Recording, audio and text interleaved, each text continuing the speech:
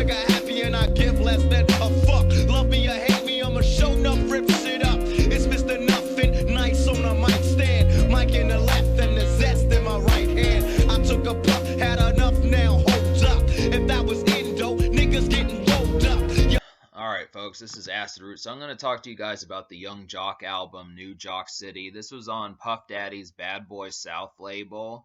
And basically, Yung Joc had a number of hits from this project, and it was pretty explosive.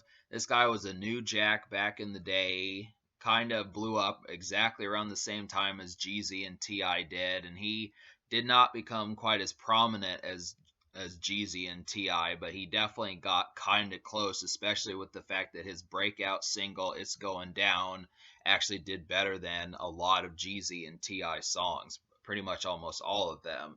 That's kind of the concept, is just, you know, it almost feels like Yung Joc is a one-hit wonder just because, it almost feels like Yung Joc is a one-hit wonder just because his first song that you pretty much heard from him, unless you kind of are more around the Atlanta type area for the most part, was basically his biggest song. I mean, to this day, he's never managed to top or get anywhere close to topping It's Going Down. But it's such a dynamite song, such an explosive hit, that it definitely kind of feels like it's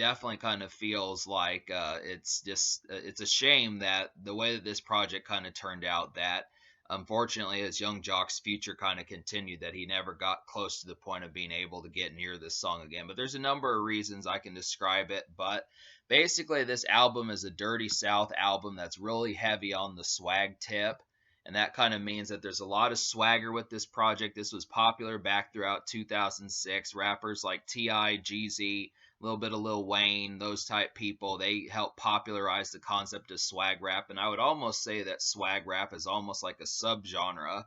Didn't last very long, but lasted long enough for like a few years, to the point where it actually had some hits where swag rap almost kind of became like the dominant genre in rap, kind of like how trap music's been doing lately. But this is kind of trap music, but it's 2000s trap, so it's not like heavy on like the 808s and that type stuff that you'll hear in like a Future song or Young Thug or something like that. This is definitely like, it's like you're getting a history lesson on trap from 16 years ago and stuff, but it's great. I mean, that's the thing, is I definitely appreciate this album. To me, this is kind of like an urban classic, something like that, just because of how many hits. I mean, Yung Joc proved that he was not a one-hit wonder. It is just too bad that he could not find the singles, and I'll talk about that. So basically, the three singles, the first one is It's Going Down, and this was a huge song. Basically broke through in a lot of ways. I mean, even Tom Cruise was kind of doing the dance, the motorcycle revving thing. I've noticed in recent times I saw someone like 3 Pac kind of doing it in some of his videos back in the day. But yeah, Yung Joc had like a huge popular dance. This was a huge song that was kind of a meme song, kind of just an overall popular ringtone. I mean, it just hit the department in every area. It was a popular ringtone, popular vibes, popular fight song, popular, just like the name says, is going down. It just had that vibe of just, I listened to this song the other day, and it gave me a lot of energy, and that's definitely something. It's just the perfect song to hear around May, June, that time of year, when like for students classes letting out, and it's starting, the weather's starting to get warmer. I mean, June is just kind of one of those months that has like a summery vibe that's perfect for this kind of song, and this is a brilliant kind of vibe. It's real energetic, simple lyrics, simple hook, and a great beat from Nitti. I just would have to say it's unfortunate that Nitti himself, that designed this beat, does not do any other beat on this project. So I mean, this is a problem that plagued Yung Joc in general, just because this was Yung Joc's first song that most people heard from him, and him and Nitti, that had this instant chemistry, never did anything else in terms of album wise. I mean, this huge hit single. This is the one you listen to. There's nothing else like it. I mean, at least Dr. Dre and Snoop Dogg consistently work together, but this is the only hit. This is the only song on the album that Nitti gives Joc, and it's the only time on either of his albums that he works with them. So that's kind of a disappointment, because this was such a gigantic song. They should have looked ahead and at least done a follow up, but I think Young Joc kind of did that on purpose. But luckily, Young Joc does have a hit second single, and I Know You See It. And this is a brilliant hook, real nice and hooky and stuff. I really like the way this went.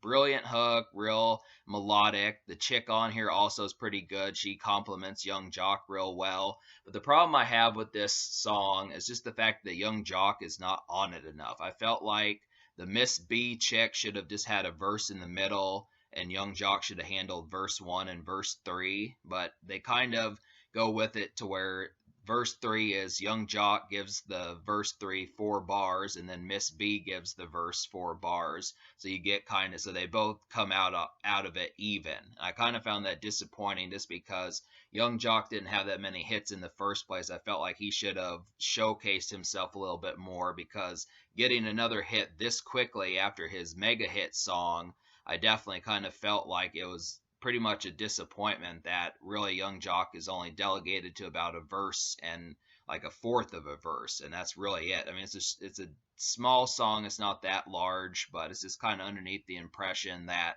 so basically these are two missed opportunities. Young Joc kind of gets screwed over twice by not hooking up with Nitti again on It's Going Down, and then only dropping one verse basically on I Know You See It. And then the third single is kind of a flop. I really didn't like this song. It's First Time. I mean, I understand the concept just for like the concept of like, folks who are getting down and getting started with like baby making and that type stuff. But I kind of feel like, the concept behind it was, I don't know, it's just kind of a flaccid song. I felt like Marquez Houston could have been better on there. I mean, I like Young Joc's lyrics on there. He did a great job on there, but I don't know. I mean, somehow, um the reason why I don't like this song is because I felt like it was kind of a waste to kind of go with this song. It was too soon to go with a lady song like this when I Know You See It kind of was like that in the first place, kind of with the flirty kind of chemistry he had with Miss B.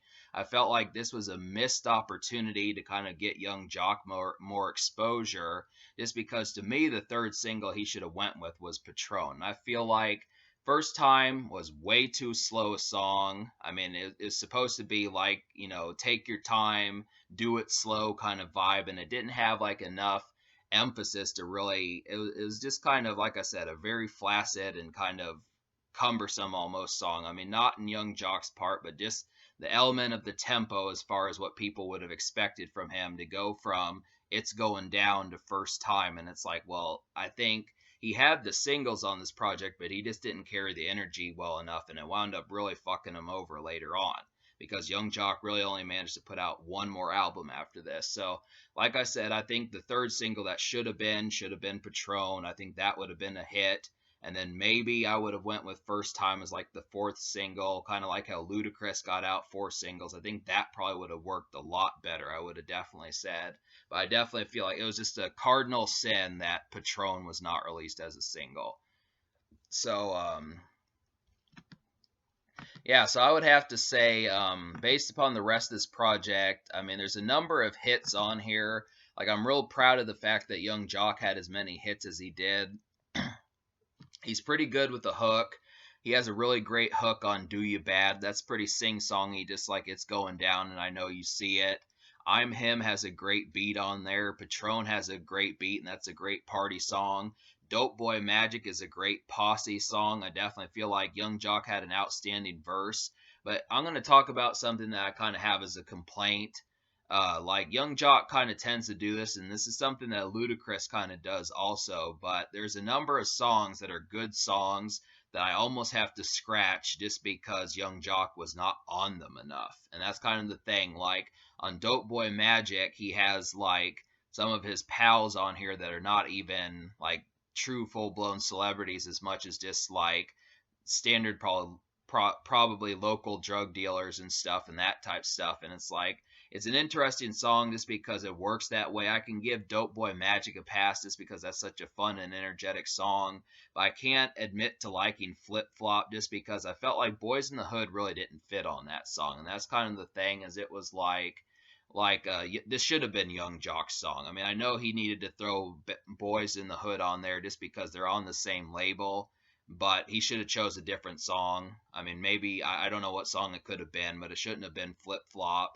Definitely, Young Joc was just overflowing with swag on this song, and it was just a disappointment that he just drops the one first verse and that's it, and the rest. I mean, the thing about Boys in the Hood, just like when I talked in the review I did of them a couple years ago, they kind of don't have like the spark as much as trying to find hit singles. So, hearing them on an album cut really pertains to just strictly hardcore rap, and that's kind of what happens here. But Young Joc kind of subtracted himself like a decent kind of album cut by not filling out the song with at least one other verse. I mean, I think there were 3 or 4 verses on here, but Young Joc should have had 2 verses on that song. And it's the same thing with I Know You See It. So he did this like 3 times, and it's just kind of disappointing. Maybe Boys in the Hood should have just been on Don't Play With It. I mean, I definitely would have to say that I think that probably would have suited those guys better than Flip Flop, definitely.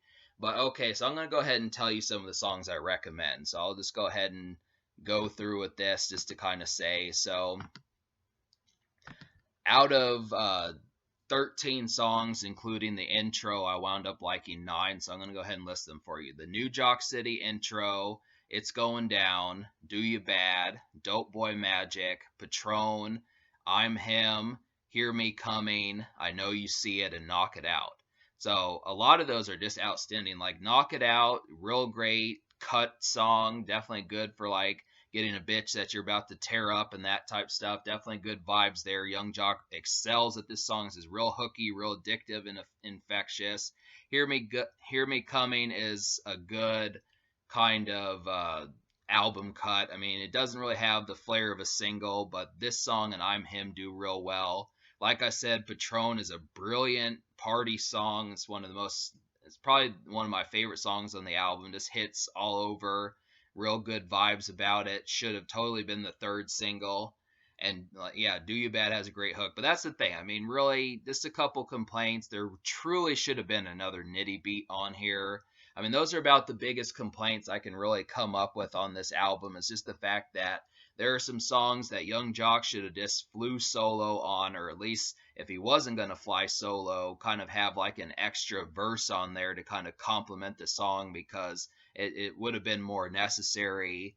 And then was in my train of thought. And then like having another song with Nitti. I mean, Young Joc kind of played to like people's wants on this project, where I think he knew going in that people were going to want certain things, so he purposely didn't give this to them, and it kind of detracts from. I'm still going to give this album a high score, but it detracts from it just because this really could have been a blockbuster of an album if there had been at least one other Nitti beat, and if songs like Flip Flop and I Know You See It would have had an extra verse from Young Joc, just to fully accentuate the fact of his swag rap and how good his personality was, because he has some great songwriting. He's just like Ludacris in that way, where you actually want to hear what he's saying.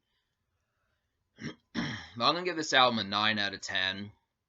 Yeah, me liking 9 out of 13. I mean, if I would have liked just one more song, if I would have liked Flip Flop, and if that had had an extra Young Joc verse, that's the only reason why I don't like Flip Flop, is because it didn't have another Young Joc verse. But if it had, I would have given this album a 10 out of 10. I would have definitely said it was outstanding, which is really too bad. I liked, to talk about the intro a little bit, I really felt like that was kind of a majestic kind of photo shot, or not photo, but photography of showing what the album's about. Typically, I don't like, it's not every day I like an album's intro, but this, he did like 8-bar rap verses, kind of painted a picture and kind of went with it, and it was interesting, that type stuff. Talked about, hooking up with some random hood chick that drove by and that type stuff, and then threatening to explode the whole house where he gets jacked and that type stuff. So that's kind of the concept. So, yeah, 9 out of 10. I'm going to give this album a 6 social score, which means how well it plays around your pals and social outings and that type stuff. I feel like songs like It's Going Down, Dope Boy Magic, Patron, I'm Him, Knock It Out, some of those songs, I Know You See It, have perfect social vibe, but I really feel like First Time should not have been the 3rd single. It should, really, this album kind of got cut short, and Young Joc wound up really shortening like his hit potential just because of that. So really, because his second album was worse just because Nitti wasn't on that one either, and the singles he dropped just did not catch the steam that this album had. This is by and large the better album out of the two albums Yung Joc dropped. That's just kind of the thing about it. So there you have it. In terms of the future, like Yung Joc was going to drop a third album, but it got canceled just because the singles he tried putting out didn't do well. So I don't know what's up with Yung Joc. He's dropped like mixtapes, but that's just kind of the thing. So it's just something to know that this is a great album, but a lot of clumsy mistakes kind of prevent it from being like an urban classic, or at least a classic, something in that department. I mean, because really, I don't want to say it's stubborn, but it's just kind of questionable choices in what he did.